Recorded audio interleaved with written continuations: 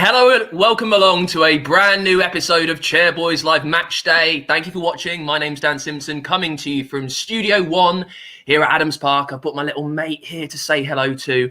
It's Wycombe versus Brentford, a 3 o'clock kickoff. And we've had a couple of weeks off as well from the international break. I don't know about you, but the international break came at quite a good time.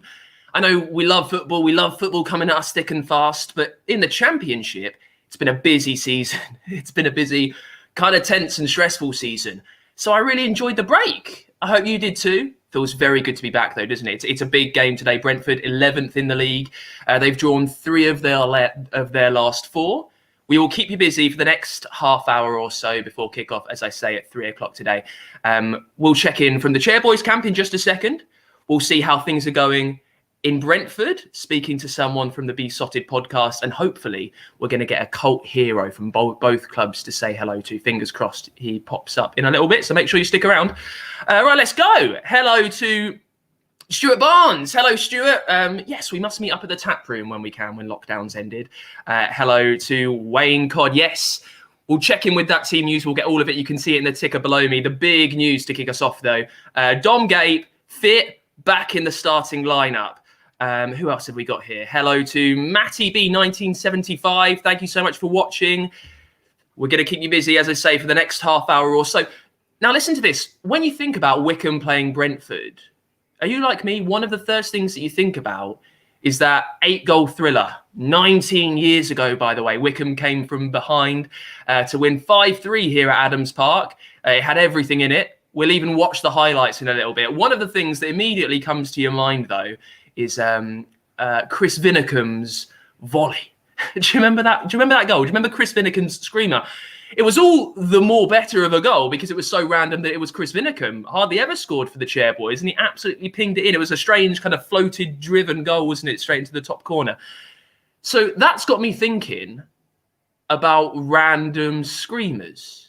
Any that come to your mind? Do me a favour, write in the comment box below your favourite all-time Wycombe screamer, the greatest goal that you've seen the Chairboys score. The more random, maybe even in a loss, but the more random the player as well, the better. And I'll say hello, I'll ping them up on screen. So that's what I want from you today, please. Until 2:45, I want your random Wycombe screamers. Right, let's crack on, shall we? Let's see what's happening in the Wycombe camp and cross live to Tom Baldwin. Tom is part of the media team here at Adams Park. Hey, Tom, how are you getting on? I'm doing very well, Dan. How are you? Yeah, I'm very well, thank you. Very well. Listen, we can see the team news in the ticker just below. Just run us through it. Big news that Dom Gape starts. Yeah, huge news today. Huge news today. In fact, the main sticking point of news today is that the rule change has happened. That's meant that we've now got 9 players on the bench, which means we can now make 5 substitutions, which means the team is now much bigger to choose from.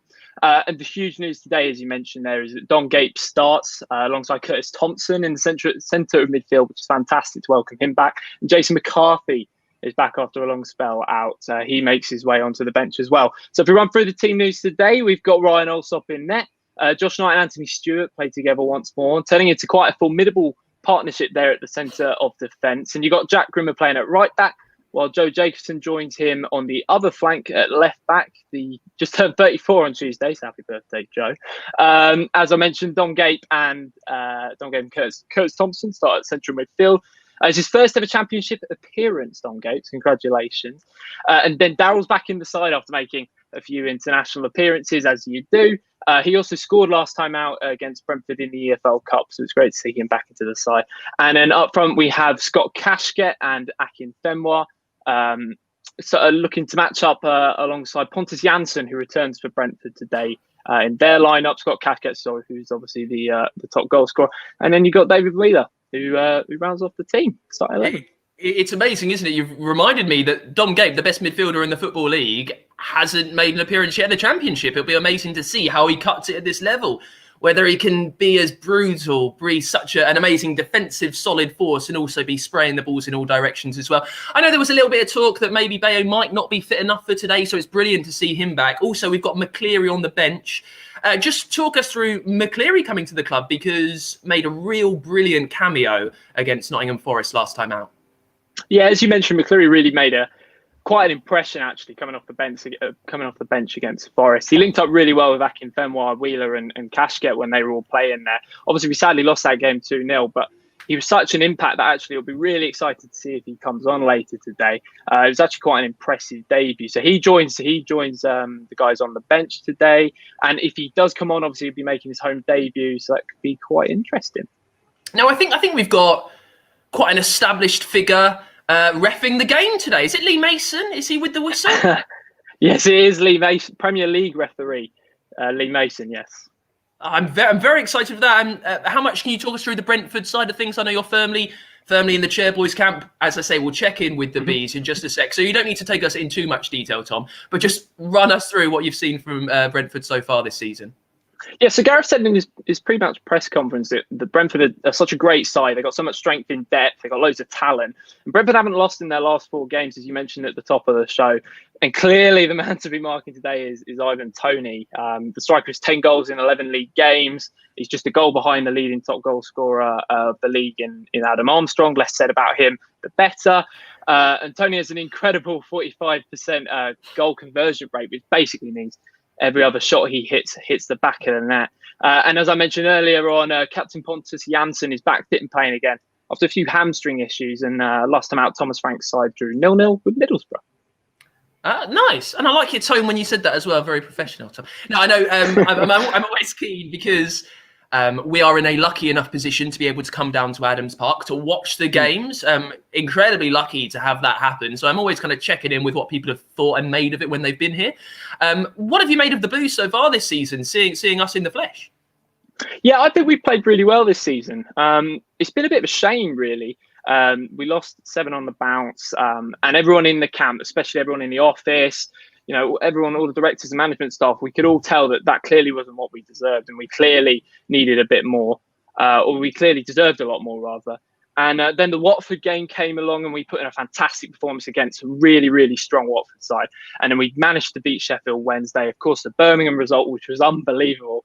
And so it's really, I actually feel the international break almost came at a bit of a bad time for the Blues. I felt we could really have kicked on, and I'm sure the players really wanted to get right back out there to right the wrongs of the Forest game. But we've got a really interesting tie against Brentford today, and should be a really interesting encounter. Talk about things being interesting. I always find it. Every club believes that I think the international break comes at a poor time for them. I was quite happy that it's happened. I think it's come at the right time. We just needed a little bit of break. We needed to get some legs, just some fitter legs. We've got 9 subs now, which is fantastic. I think we can use 5 of them. I think it's 5 over 3 breaks. Is that right, Tom? Do you know? Yeah. So that's exactly right. So basically, you can only make 3 substitutions. You can make 5 substitutions, but at 3 points during the game. So that would have to be 2 subs, and a sub, for example. I'm excited to see us find a way to drag those out a little bit. But I think I think we will. We're playing a big team, a team that almost steamrolled the league last time out. We're very unlucky not to get promoted, especially in the playoffs, in the kind of heartbreaking way that they dropped out to a close rival. But I think something like this is good to get a big game to get us right back on the horse, back in the saddle, and to come up strong. I'll take a score prediction from you, Tom, if that's okay.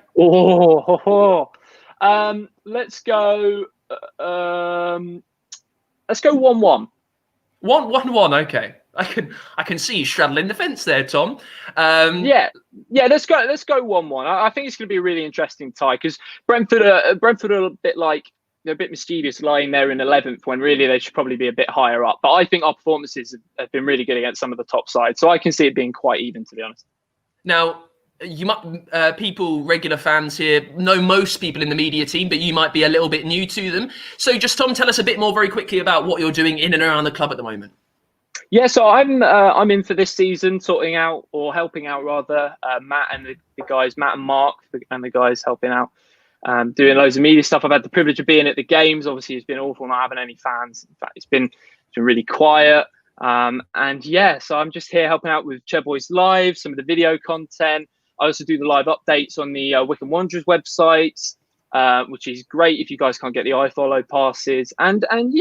It's just been such an experience, really, and I honestly can't wait to get get the fans back. Oh, I mean, not only for the game, but so they can see those amazing dugout seats that Gareth and Dobbo will be stood in front of today. Yeah, I mean, they're very good looking, aren't they? They're pretty fit. You know, we're in the. I saw them earlier on today, and you just know we're in the Championship. It's those type of like little things that confirm it to us. Well, listen, Tom, thanks so much for joining us on Chairboys Live. Excited to see you back down at Adams Park in the future. Thank you so much, pal. Now, we're talking screamers on Chairboys Live Match Day today. The more random, the better. So let's just run through a few of those, shall we? Dave Peaty. Oh, hang on. Sorry. Oh, wrong button. There we go. Dave Peaty wants to remember the Russell Martin versus Macclesfield. Lost that game, didn't we? It's always a shame to have an absolutely phenomenal goal on a losing side. That's really upsetting. But thank you so much for reminding us of that, David. Let's see what else we got here. Paul McCarthy, overhead kick. Oh, the late, great Paul McCarthy, overhead kick in the FA Cup. Let's see this one. This is Liam Ski. Bloomfield at Rushden and Diamonds. Yeah, Curler. That was quite a strange one, wasn't it? That was very early on in Bloomfield's, Mr. Wickham's stint here at the Chairboys. Brilliant goal from an absolute legend at the club. I saw one earlier on. Sorry, I'm just going to have this. Peter Allenton, Sammy Wood versus Morecambe. Was that the one where it kind of comes down, takes a little flick up, and just does some incredible looping volley? Again, loving the random screamers. Obviously, we can't forget this one. Dave Carroll run in the FA Trophy final, of course. And I saw this one, and I wanted to talk to you about this. Do you remember this? Do you remember when John Akinde scored a great goal away to Brentford? It was 3-3. That's how that game finished. It was his debut for the club as well. We got him from Bristol City. And I don't know how well you remember the goal. It was like early on in my time supporting the club, so I do really remember it. And he was just a phenomenon, wasn't he? He looked a cut above. He got the ball and just charged with it. Kept running, almost to the corner flag, and then smashed it in. It was one of the greatest goals I remember watching. It was an absolute screamer. We're talking about screamers because we are remembering Chris Vinnicombe's incredible goal in the 8-goal thriller 19 years ago here when the Chairboys came behind to beat Brentford 5-3. Not the only thing that game is remembered for. Also, it was an 8-goal thriller, and it had an incredible miss from, I think, Lloyd Owusu, ex-Slough Town's Lloyd Owusu. That's always good to remember. So let's look back at the highlights and rewind back now 19 years to 2001. And a nightmare. And it looks as though it's Owusu who's got his 10th goal of the season. That was the head of Sender, but hurt in the process. And the referee has pointed to the spot. Comes up. Taylor wasn't that far away. Curry off the wall and in the back of the net from Owusu. Simpson. Far side is Curry. Sender offering the overlap. It's Curry that puts the ball in. Keeper heads it out. It's Vinnicombe that pushes it back in. Hit the underside of the bar. It's in the back of the net.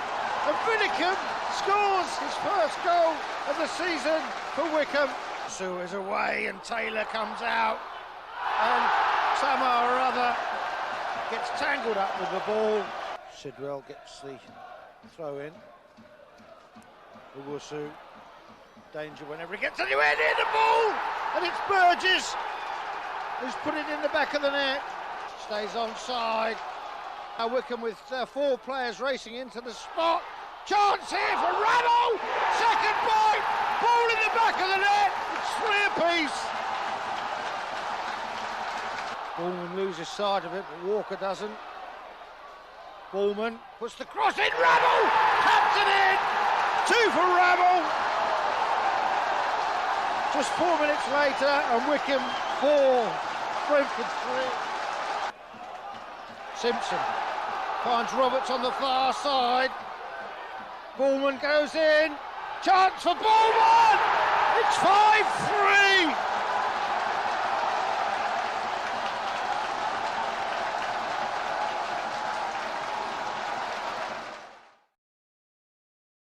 Five three. How we could do with summoning up the spirit of 2001 today. Always good to see a couple of goals for Andy Rammell in there. Right, we've caught up with things happening in the Chairboys camp, thanks to Tom earlier on. Let's see what's happening with the Bees and chat to Billy Grant, who is from the Besotted podcast. He's lucky enough to join us. Thank you. We are lucky enough to be joined by you, Billy. That's what I meant to say. Thank you very much for joining. Thanks for inviting us, guys, and it's guys and girls, that is, actually, which is all good. And I'm looking forward to the game today. That international break seems like about 45 years long. It did, so I'm salivating, with the Wycombe game coming up. Well, I was saying it earlier on. I enjoyed the international break. It's been a busy, full-on, tightly packed season, and we just needed a moment just to take a breath, to take stock of how far we had come so far as a championship club. Did it come at a good time for Brentford? A couple of weeks off, Billy? It did come at a very good time for us. To be quite honest with you, as you've seen our car, the motor is sort of chugging, but it's sort of not quite ticking over too well. So every time we look like we're actually going to move into second or even second and a half gear, it doesn't quite happen for us. So sort of the back end of the season, I think we needed to sort of kind of take stock a little bit. We've got a couple of injuries. We needed to sort those injuries out, get those players back into play, and then let's come back with a fresh approach. And also last season, it was kind of in and around this time where basically before the international break, we were around about 18th. I think we had about 11 points, 18th place. We weren't doing particularly well. We beat Millwall. We looked like, well, hey, we're looking a little bit better. We went to international break and we came out the back of the international break and we were properly on fire. So we need a little bit of that kind of Brentford 2019 in us this season if we're going to, do anything like we did last season. Well, let's talk about the back end of last season. I mean, we've lost playoff finals ourselves in recent memories. It's horrible to have to bring it up, horrible to have to remember, Billy.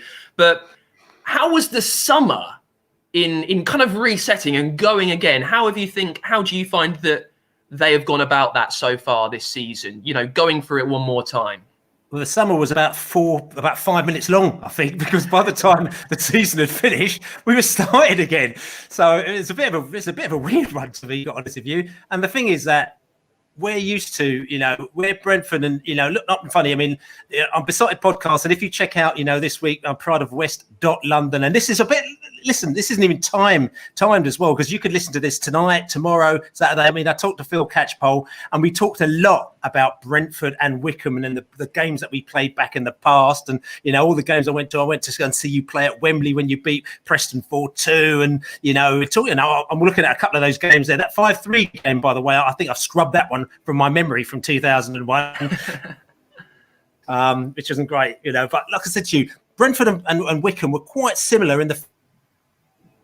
Oh, we are losing Billy for a second there. Billy, hello.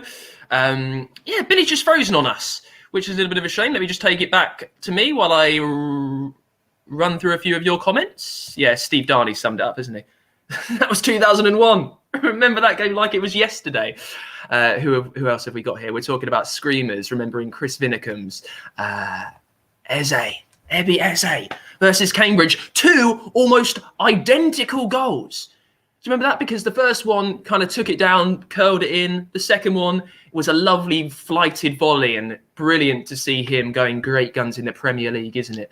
Let's see who else we've got. Sorry, I'm having a little bit of mouse issues here.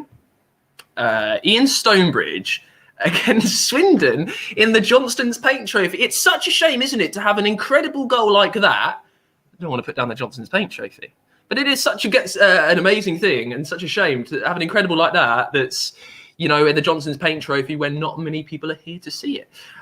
Rich Lloyd says Ainsworth's volley. Yes, I think it was Burton away.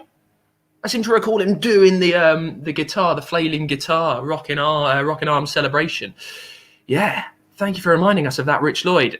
Still get in touch. Still want to hear from about your random screamers for the Chairboys. Talking about this to remember Chris Vinicum. We just saw it. Coming from behind to win 5-3. The more random, the better. And of course, player who's played for both teams, Marcus Bean. Bean with the shot. Who remembers that? An incredible goal from a player who didn't really score many goals. Right, let's check back in now with Billy Grant. Let's hope he's got his internet sorted. Hey, Billy, you back? Apologies about that, mate. I just popped out to the shop to go and get some a couple of cans, So just bear with me for a second. So apologies on that one. I don't know what happened there. Virgin Media, don't go with Virgin Media, mate. That's what I'm with. And it always drops out. Don't do it. They're terrible. But anyway, I can't endorse that. I'd say saying, we'll look for any sponsors. I can't endorse that, Billy. Yeah, listen, it's 2020. It's 2020. We can accept poor internet for a little bit. So just, I know you were saying, but run us through how you've started the season. The summer, you're going again. Lose Ollie Watkins, you get Ivan Toney back in. I know you're talking about the car stuttering. What do you make of the start of your season?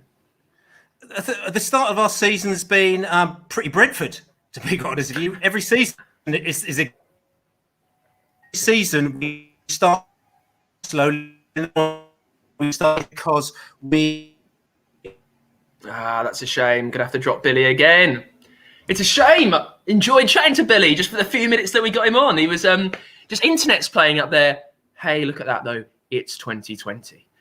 Right, kickoff is in 25 minutes. We're really trying to open the Matchday experience up to you. It's such a shame that you can't be here, that we can't get as many people packing out Adams Park as we can. But one of the ways that you can get involved and still be here in spirit in Matchday, as well as here on Chairboys Live, is by becoming a virtual mascot.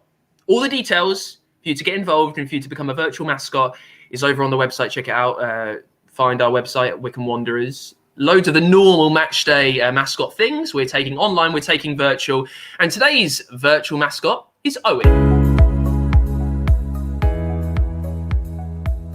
Hello, my name is Owen. I'm looking forward to being on Wycombe's first virtual mascot for the game today against Brentford. I was born in High Wycombe and I've always been a fan. I've been a season ticket holder for 4 years and I've sponsored Matt Bloomfield for the last 3 years. This year I am a Junior Blue sponsor to Matt, Gareth, Cashcat and Uche. I was really looking forward to being a mascot this year again, so I was pleased to do this virtual mascot instead, especially against Brentford. Come on you Blues! 2-1 to the Blues.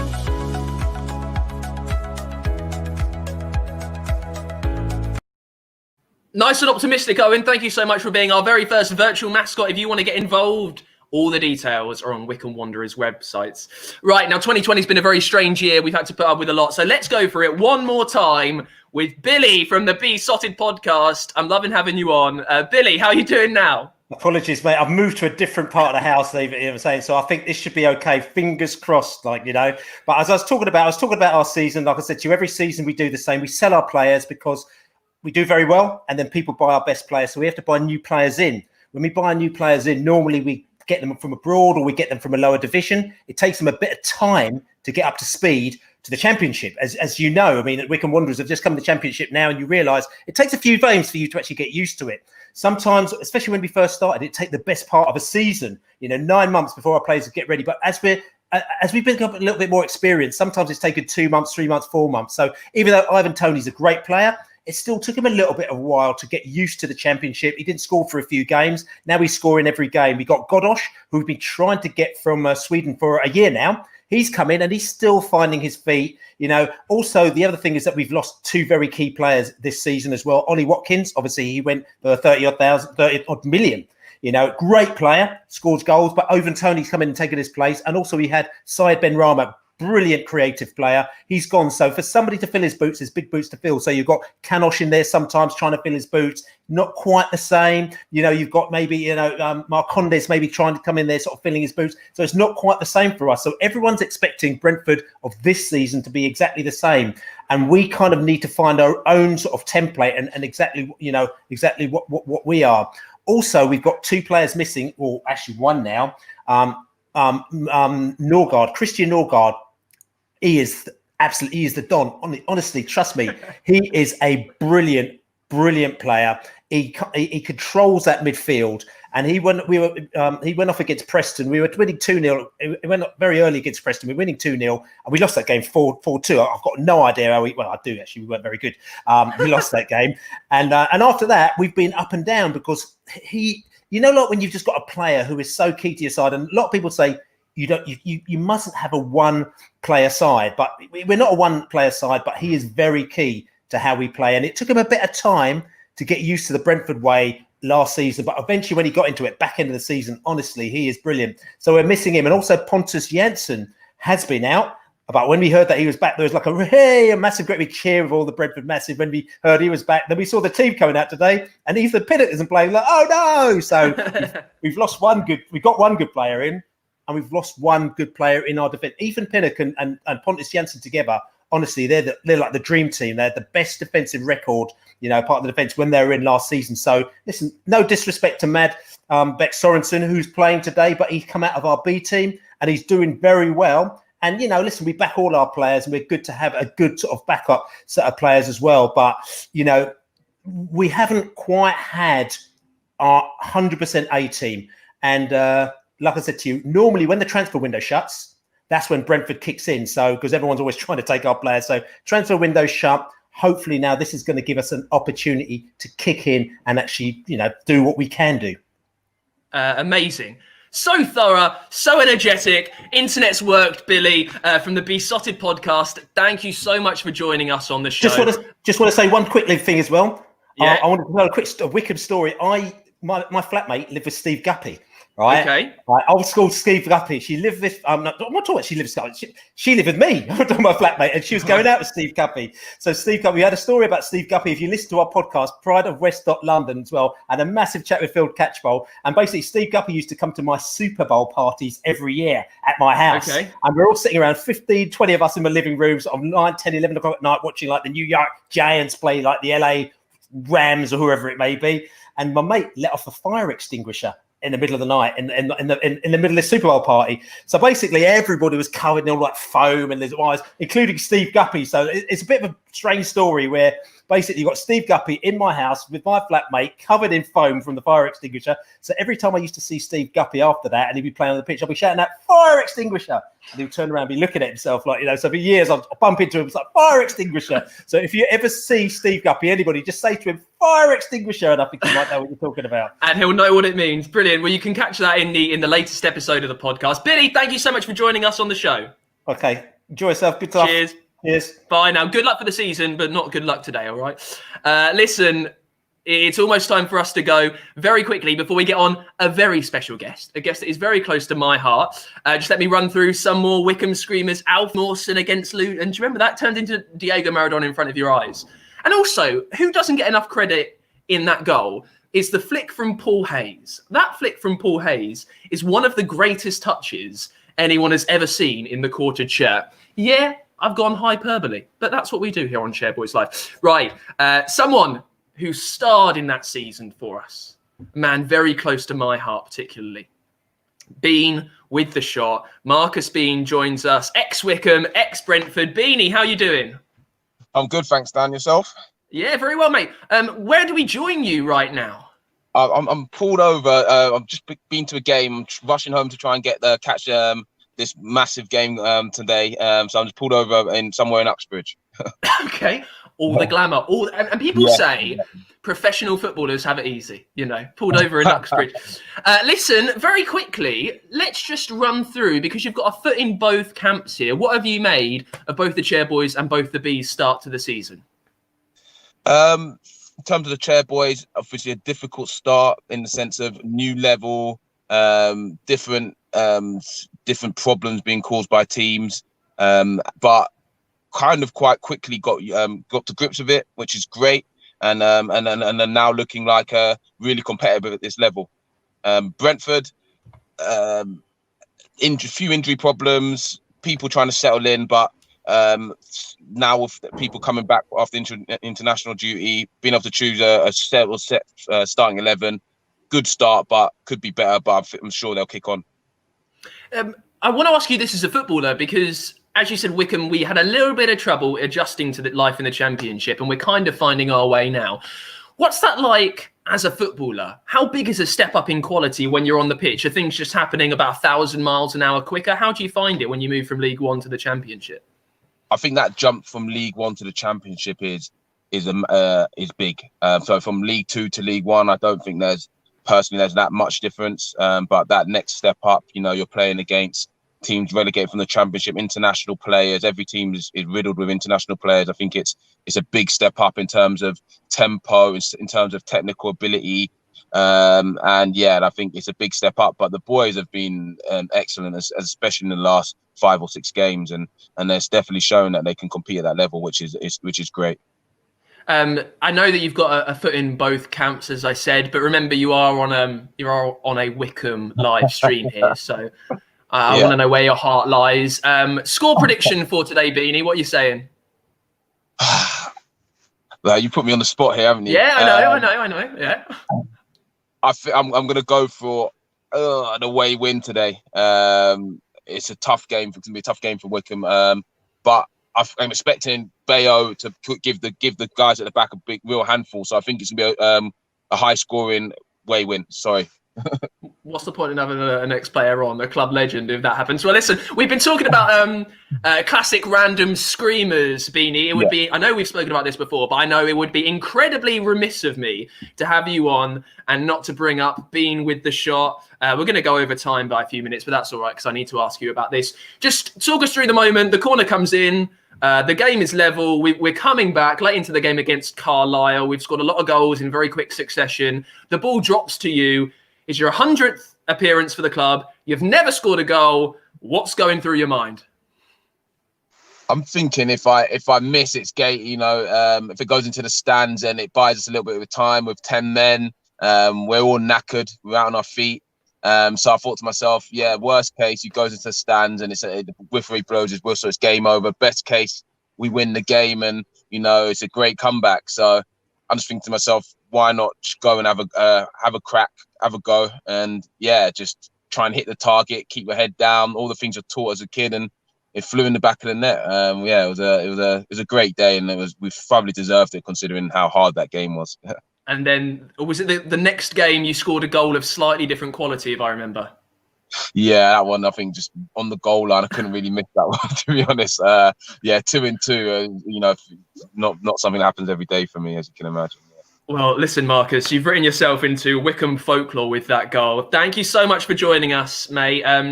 You watch it. I'll let you get home so you can rush home and watch the game, all right? Yeah, top man. Thanks for having me, Dan. Cheers, pal. No, thanks for coming on, Marcus. Marcus Bean, club legend, lovely man, brilliant footballer, absolutely terrible with his predictions, I feel. Listen, that's it for us today. Thank you so much for watching another Chairboys Live Match Day. Now is the time to get your iFollow pass. If you haven't got it already, make sure you log on, make sure you sign up. It's iFollow. You can watch the game. That's how you do it. Wycombe take on Brentford. It's 11th in the league, playing 21st. Thank you so much for watching. You remember last time I had that 3-point feeling? Yeah, I've got that 3-point feeling. So come on the Chairboys. Thanks for watching.